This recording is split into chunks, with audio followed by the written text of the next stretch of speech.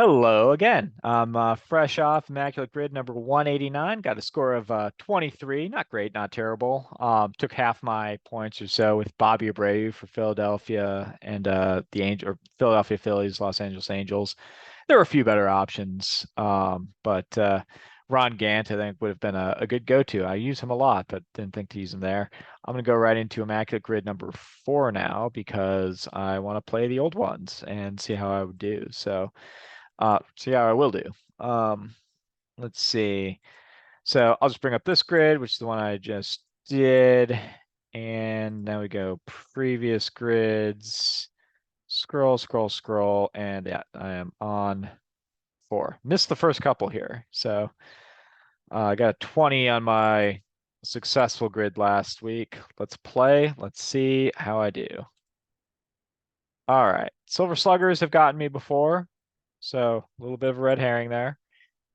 We've got Silver Slugger, we got MVP, not on the same thing. Got Baltimore. Alongside here, we've got Texas Rangers, the Miami or Florida Marlins, and the New York or San Francisco Giants, lining up with the Orioles. Let's see. I am gonna hit right away. I'm gonna go ahead and hit Rogers Hornsby, who played for the Browns and the New York Giants for one season. Let's see how successful that is. Sub 1% from one of the greatest hitters of all time.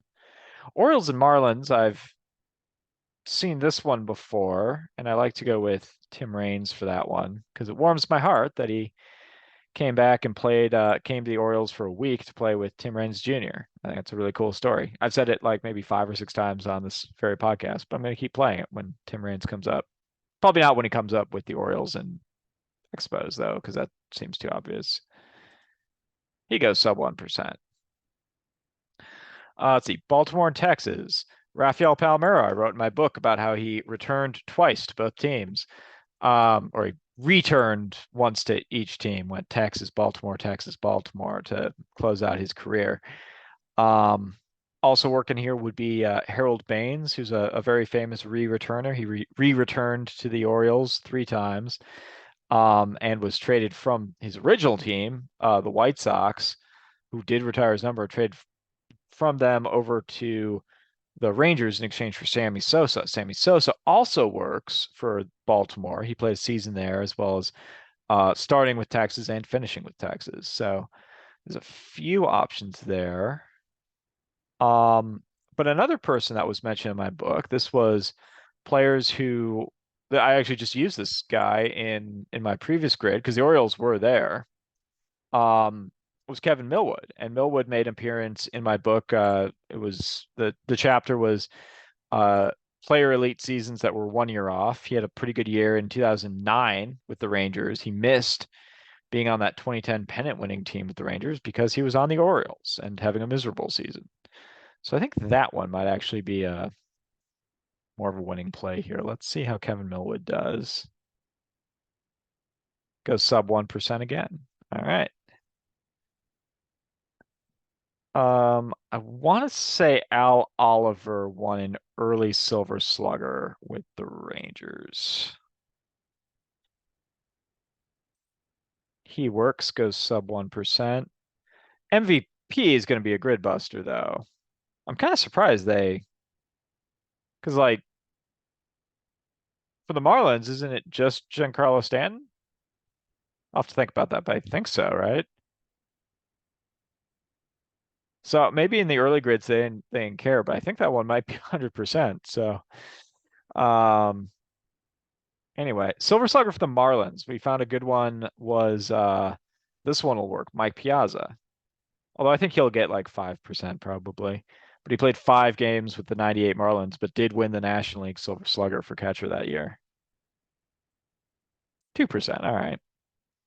And Silver Slugger, let's see, for the San Francisco Giants. Um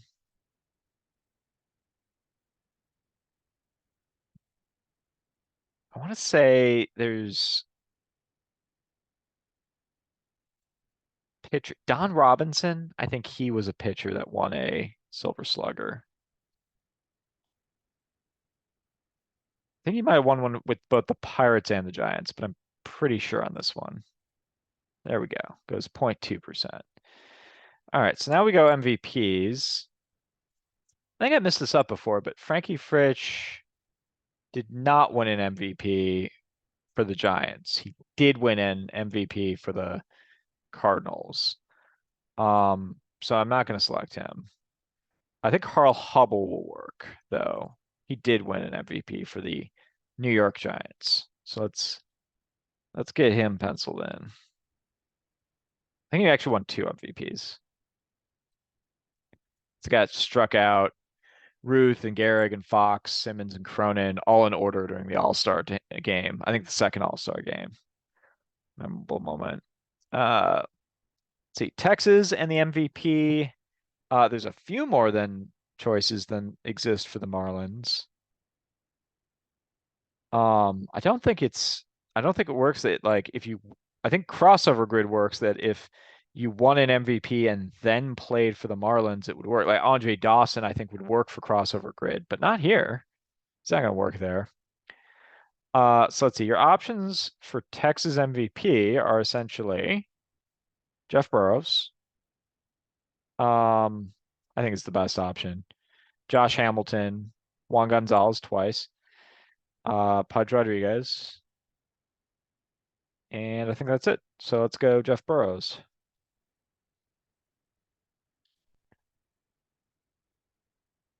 Takes 8%. I'm not kidding, right? I mean, Gary Sheffield got like fifth one year, had a monster 1996 season. Hanley Ramirez got second one year, 2009, I believe, won the batting title, but Albert Pujols was the best player in the league.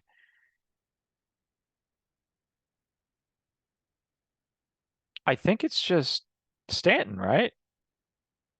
Like the Marlins don't have a long history, so there's no one else. Or might get some votes this year, but so does he just get 100%? Let's try it out.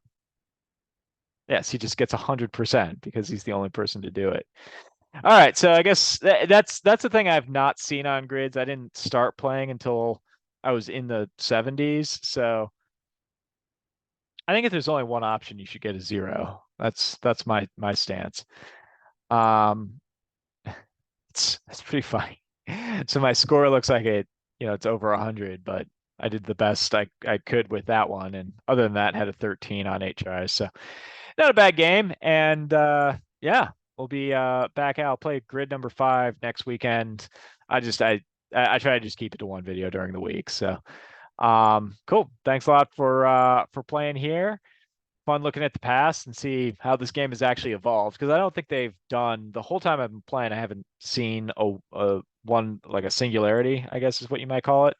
Um, I started playing in this like Immaculate Grid number 70 or so, or in there, and then I decided to start making these videos a couple weeks later. But I haven't seen that. So cool. Yeah, I guess they just evolved it so we could at least our grid busters were going to be choosing from 3 people instead of just one. Anyway, you all have a fantastic rest of your Sunday, and we'll be back at tomorrow. Peace.